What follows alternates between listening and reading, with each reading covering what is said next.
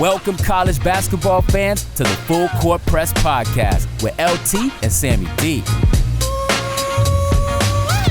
This is the podcast that brings you legendary stories from college basketball's golden era and dives in deep with a current analysis of today's game.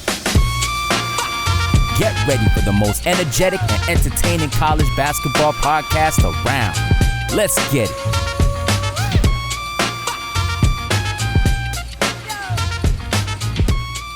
Good afternoon, good evening, good morning, wherever you are. Full Court Press Podcast, a college basketball experience, another conference preview show, and another talking about a great conference. And you know what, Sam? I love talking to little brothers. Because you know what? I'm a little brother, baby, and little brothers rule the frickin' world. We got Coach Joe Jones, Boss University, the Terriers of the Patriot League. Welcome to the Full Court Press Podcast. Thanks for having me, my man. Yeah. Hey, Sam, we should do a rating after who we liked better. I know. Listen, there's no question you're going to like me better. There's no doubt in my mind. There's no way someone's ever told him they like him more than they like me. That's never happened, ever. I see a future when both programs are doing well this next season, have a little fireside chat with both brothers. Yeah, that would be hilarious. So, Coach Jones, you've been Boston University since 2011. What is up with the Jones family and longevity in their programs? Because your brother's been at Yale since I think it was founded. So first of all, he's calling me right now, by the way. He's calling me right now. So I have to. We've already spoken twice this morning. So ears are ringing. We talk every day. So yeah, I'm not sure why that's happened. We've been very fortunate. Obviously, he's had an amazing career. He seems to be improving each and every year as a leader and as a coach. It's been great to kind of watch his development. He's outstanding, and his teams are great. I actually was able to go and watch. They scrimmaged Stonehill, so I was able to peek in and watch them play, and they'll be awfully good again this year. Do you guys ever play them? No, we scrimmage every year. Okay. Yeah, so we scrimmage, and then that gives us a chance to really try to help each other. If we were playing every year, it'd be a lot different. That happened when we were in the Ivy League together for 7 years. So we got a little bit. We got tired. We both got tired of that. It was fun early on, and then it was like, oh my God, I want to kill this guy. So yeah. I would love. Would you guys say when you coach each other, would it be like the Hurleys coaching against each other? Oh yeah, no doubt. And he's a little more mellow than I was back then. I was running up and down the sidelines a ton, so I would piss him off. Anytime we scored, I'd be running up and down. We had a lot of fun going up against them, and he'll tell you he had the better record, but he was at Yale for a number of years before I got to Columbia, so he had a head start. Yeah, yeah, that's funny. No, for sure. So transitioning into kind of the Patriot League, I mean, you guys are in the title mix again this year. Really balanced, deep rotation. I want, with everything that's happening in the transfer portal, what was the secret of keeping all 5 starters? Yeah, so we've been really lucky. I'll start with this, and this is going to sound like a plug for my program. The platform's yours, Coach. But I really think so. Look, I've worked at Hofstra University, Columbia, BC for a year, Villanova for 6. So I've been at a number of schools. This place does it as well as anyone in terms of just supporting young people. So you're talking about professors and faculty members. I never get a kid telling me I can't find the time to talk to the teacher, or I don't understand what they're saying. I mean, the kids are supported 100%. Our own administration, our athletic director, Drew Marichello, he's like an uncle to these guys. He knows everybody by name. He's got a walk-in policy into his office. And, I think the atmosphere that he creates, the way that he is, kind of ensures that the kids are going to enjoy their experience here. I think they've hired terrific coaches. So not only is my staff amazing, but the other coaches here are outstanding people. And so the type of kid that's an athlete here at BU, I'm telling you, it's the best I've ever been around. They're amazing kids, and I think like the kids just really enjoy their time here. They really enjoy their experience here.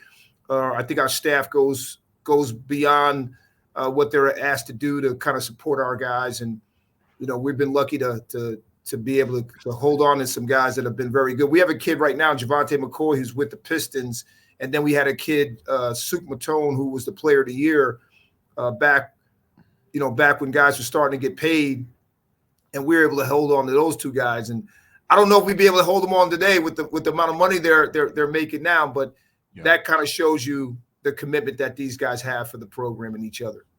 Yeah. One player I want to talk about in particular is Kyron Alexander from Bridgetown, Barbados. And why are we talking about this, Sam? Sam, why are we talking about Barbados? You tell me. My father is from Grenada. Yeah. Hey, how about this? Grew up in Barbados. There we go. Grew up in Barbados, so I am West Indian by. You do have some West Indian roots. So I'm cheering for this kid.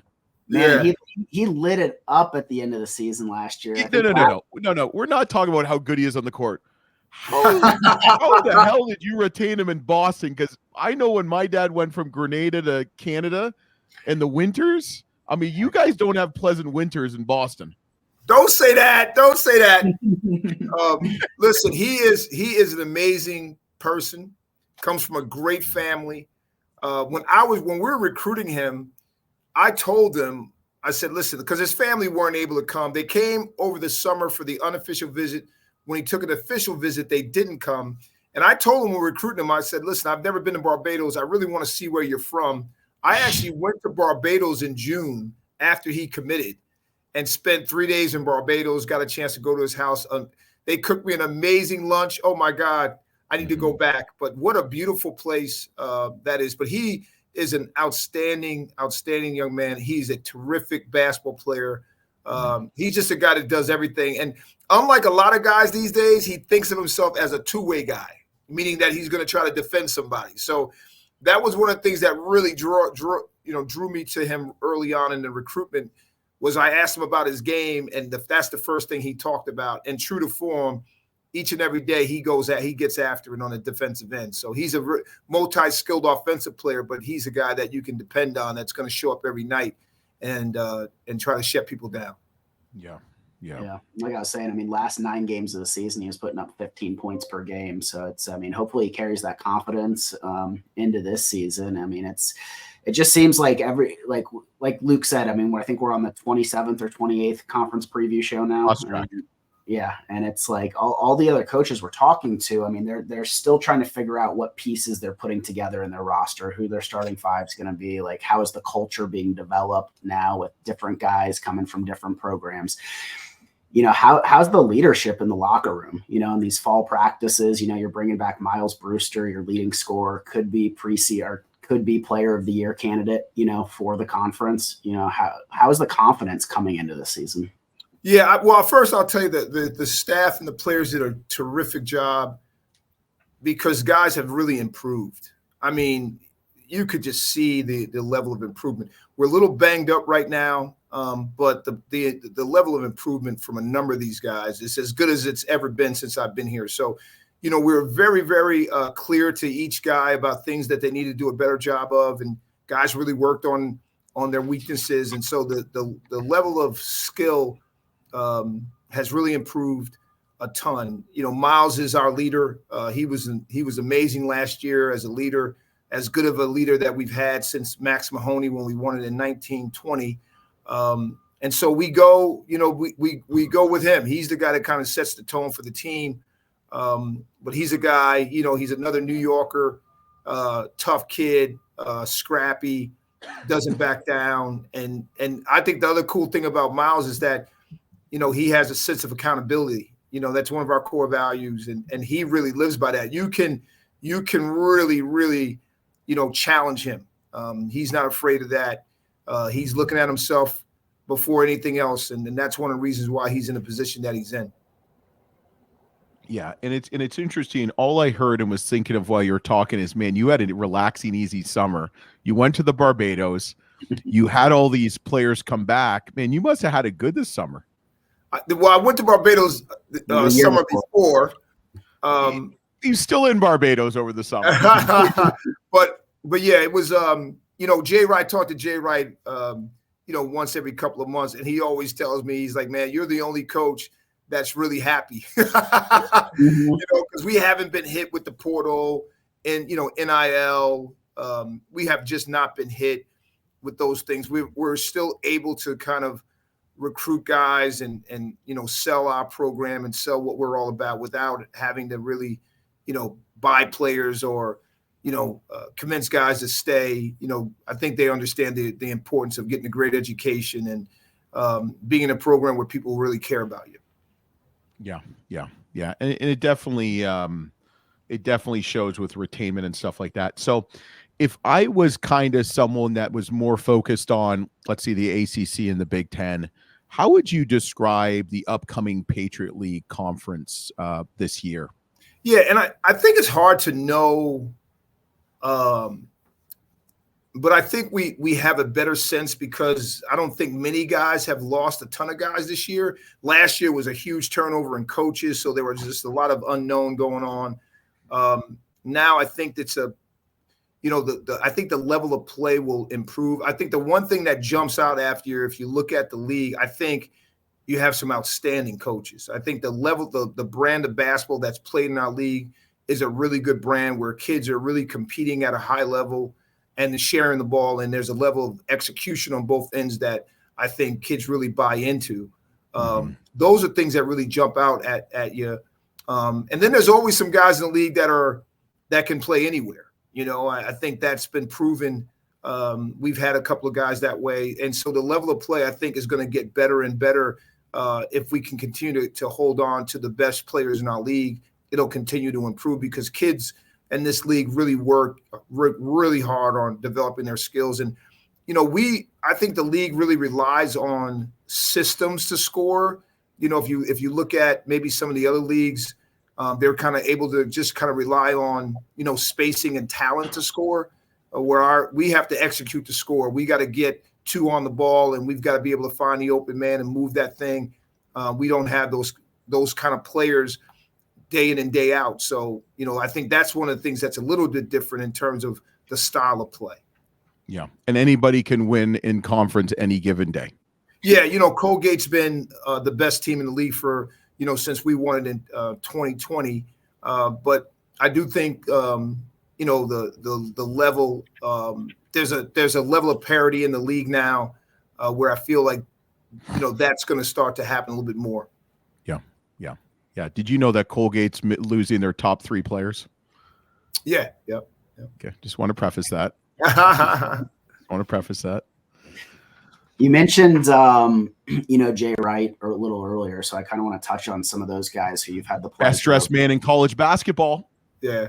What does he FaceTime you? Is he like still 3-piece suited out and stuff like that? He may not have worn a suit in a while now, but he is.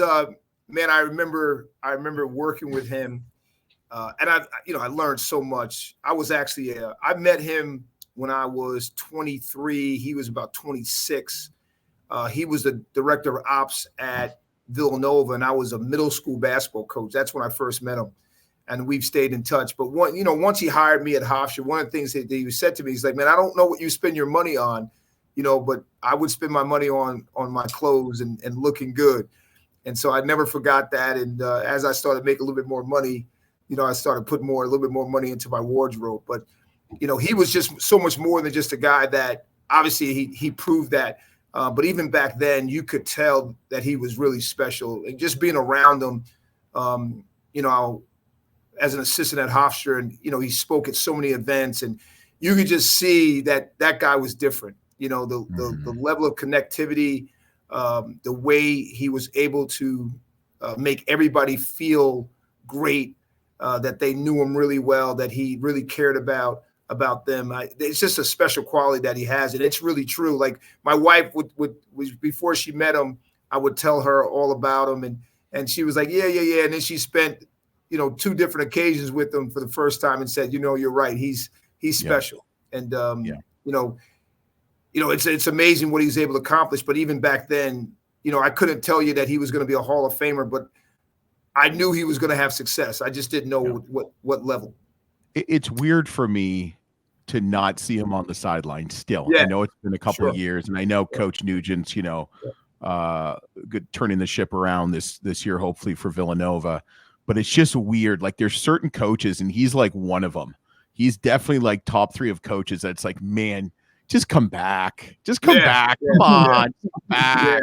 Yeah. Everyone. And I texted him one time, and again, no disrespect to the Villanova program, because I think anyone that would take the helm after him would have a tough time. That's not an easy thing to pass a guy that did what he was able to accomplish. Yep. But I do miss watching his teams play. I'll tell you that. I do miss that. I enjoyed going home and watching his teams play, and taking so much from just the level of focus that they played with on both ends of the floor. Like, they never missed a block out. They never missed an assignment. They were just like clockwork. His ability to coach the fundamentals of the game was just amazing. And none of us that work for him can be him. You can only take some things from him. He's special. It's almost like working for Coach K. Like, you're not going to be able to be Coach K. You can take some things from Coach K, but you're going to have to figure out your own style. And I had to do that over time. It took me a while, but I had to figure myself out. And I was only able to use some things that I learned from him, but I couldn't be Jay. He's one of a kind. Yeah. You know what? We need an assistant for 5th grade boys basketball. So maybe I'll hit up Coach Wright to be my assistant. That's great. I love that. Somebody from Pennsylvania is giving a New Yorker fashion advice. That's great. Absolutely. That's great. So some of your coaching peers in the Patriot League, like Coach Langle, Coach Simpkins at American's got a great squad with Matt Rogers and Elijah Stevens. Talk a little bit about some of your coaching peers in that league, and anything. Well, you named 2 of my favorites right there. Okay. Matt and I have had some great battles. Him and I have become fast friends, and we enjoy each other. He's an amazing coach, has done an outstanding job. Simpkins, my new guy on the block here.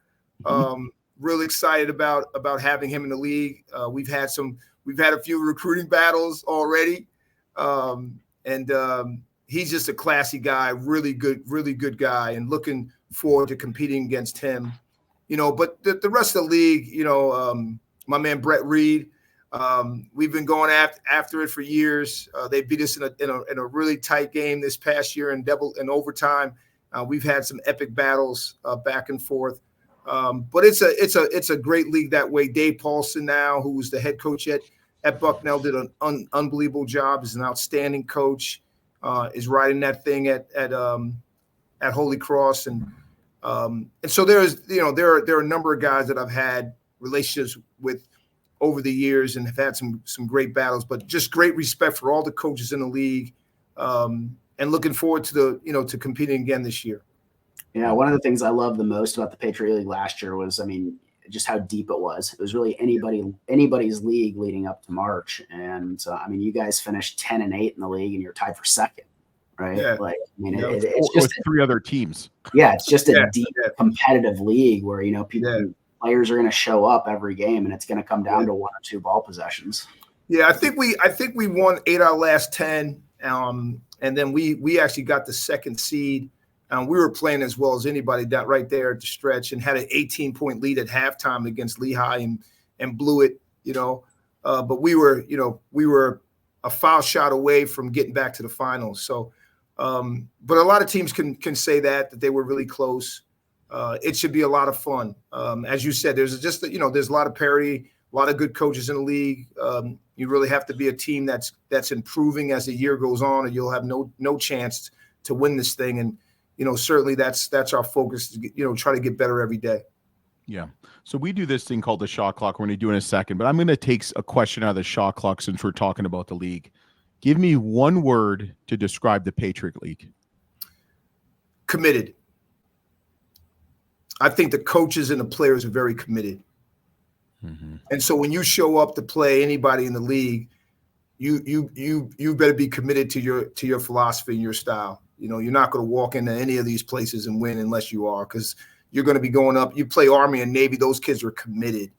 You know, Colgate's committed to who they are, and so you've got to really not only understand who you are, but be committed to your style. Yeah, it's funny you use that word because I feel like committed's not in the college basketball dictionary anymore. I mean, let's be honest.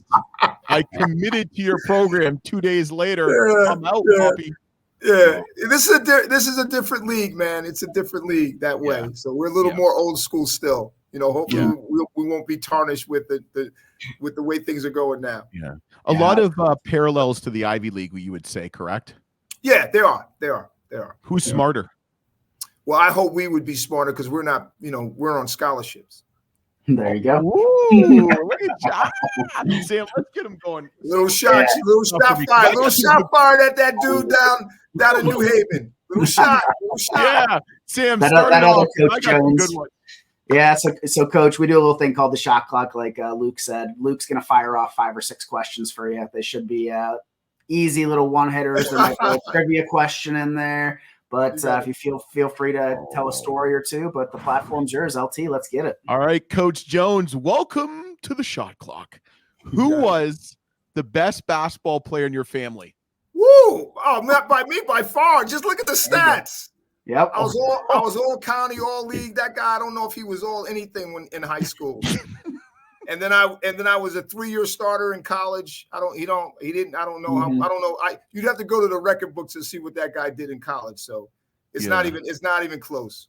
I looked at your records and they're still standing. I'll put it. I got a couple records still. Yeah.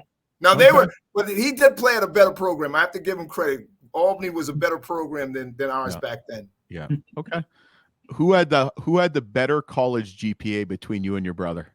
Woo! That might be close, but I'm going to give him the nod. I did get a master's degree. I think before he did, but I might have to give him the nod. I think I was a 3.0, and I think he was over 3.1, if I remember correctly. Okay. Biggest misconception of Patriot League basketball? Non-athletic. Okay. You do give scholarships. Toughest place to play in your conference? Woo, toughest place to play in the conference.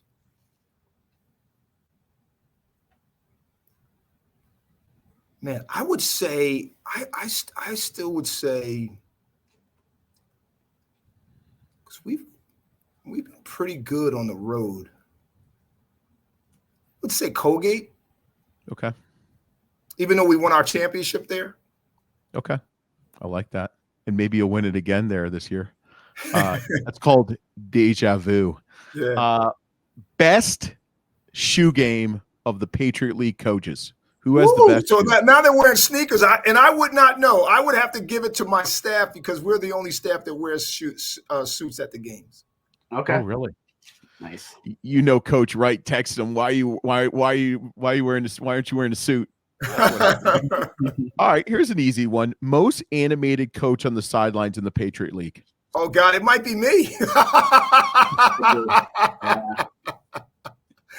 It might be me. It might be. Definitely 5 years ago. There's no question about it. I've calmed down. You calmed down a little bit? Yeah, but I'm right up. I am definitely right up there.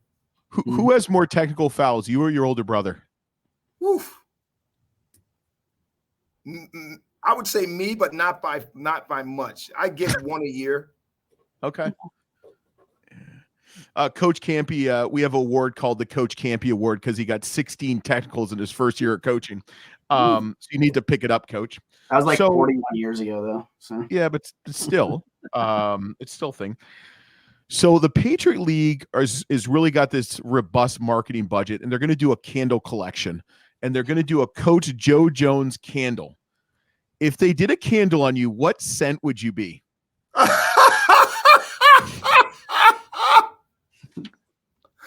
Oh my God. And I'm gonna say it's only because when I get my car washed, I buy those those air fresheners, and I always get strawberry, so I would say strawberry. Yeah, you and Coach Flanagan at Ole Miss.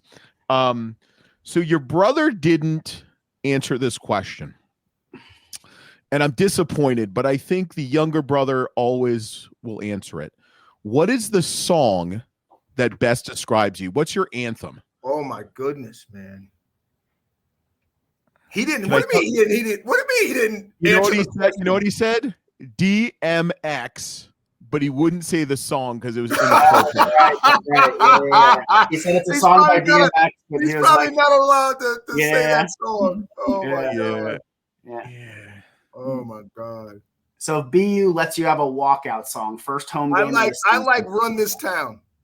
Okay. Jay-Z. Yep. Yeah. I like that song. That's a good song. Sticking to your New York roots. Yeah. There you go. Yeah. Doing a movie about your life. What is the title of the movie and who would play you? I'm going with a younger Denzel just because. Okay. All right. And what's the title? The title would be Down But Not Out. Ooh.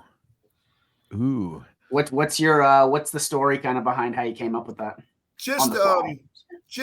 Just from coming from humble beginnings, someone that I don't think anyone would have looked at me when I was a high school kid and thought, hey, this guy's going to be a Division I head coach for 20 plus years at Columbia, at BU.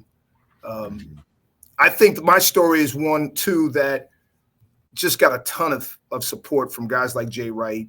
Without I've had like 3 or 4 guys that really I look at back at my life. There's outside of my father, there's no way I am who I am without the support and help of my high school coach, my college coach. Was your dad a coach? No, he was not. He was a presser and a cleaners, but learned a ton from him. Worked 6 days a week, was a guy that was getting up 6 a.m., coming home. Life coach. Yeah. Life coach led by example. Oh my God. Yeah. Absolutely. Yep. We need more people like your father in this world. Yeah. He was outstanding in that sense. And he would bring us to work with him on Saturdays because he would never see us during the week.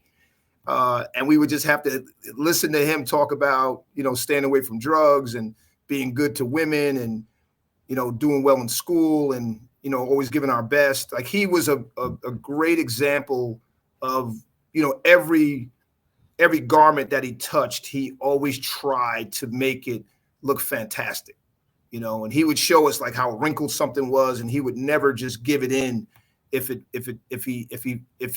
he just wanted to make sure everything he touched looked great. Cause he thought it was it was an example of who he was. And so that's what I learned. That's how the fortitude and the toughness and, when you're down, you just kind of keep coming back and, and giving a great effort every day. That's kind of what I learned from my dad.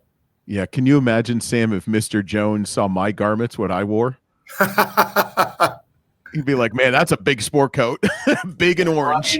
We're not giving Canadians any fashion advice on this. No. Sam, finish him off, boss. Yeah, Coach Jones, we appreciate you coming on the Full Court Press podcast and the Patriot League little preview show here. I'm going to turn the last minute of this episode over to you. If there's anything you want to share to the Terrier fans, boosters, alumni, student section, anything you're looking forward to this upcoming season, the platform's yours. Yeah, I appreciate that. I think the first thing I would say to our fans and the people that follow our team is that they should feel great about the type of people that are in this program. Regardless of the wins, obviously we want to win every game. Just some fantastic young men. Our team GPA last semester was a 3.45, and we came in second place. That's winning in my book. We hope to make that foul shot and get back to the finals again. But to me, that's what it's all about. And so you're going to be supporting a great product on the floor with kids that really care about each other, care about the university, and really care about playing the game the right way. These are guys that you can challenge them. You show them film, you talk to them. They're going to try to step up and do the right thing. This has been an absolute joy the last few years to coach in this program, and we're really looking forward to trying to get back to the NCAA tournament. Yeah. Well, Coach, you're going to stick on for one more second. We really appreciate it. We're really excited for Terrier basketball and the Patriot League. It's going to be great. And Sam, who would you say was a better guest? Coach Jones or Coach Jones? Like the other thing is, it's like, I mean, we're college basketball fans, like through and through to the heart. And I mean, I don't want to use the word spoiled, but how spoiled are Boston fans, like having to be able to root for the same, coaching aside, but to be able to like root for the same kids year after year. I mean, that is such a rarity in today's world, and to get to know these kids and like have that loyalty and commitment. And I do think it starts from the top with you, Coach Jones, and the culture you've built there. So it's I think the Boston fans and the alumni should feel very blessed to have this team that you guys have this year. Yeah, I appreciate it. It's been a lot of work to kind of put this thing together. And like I said, my staff is amazing. They have really stepped up and supported our guys. And without them, we wouldn't be in this position.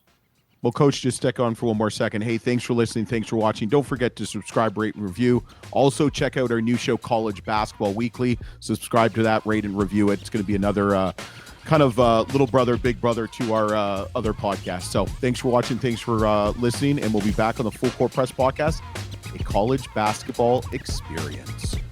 Let's get it.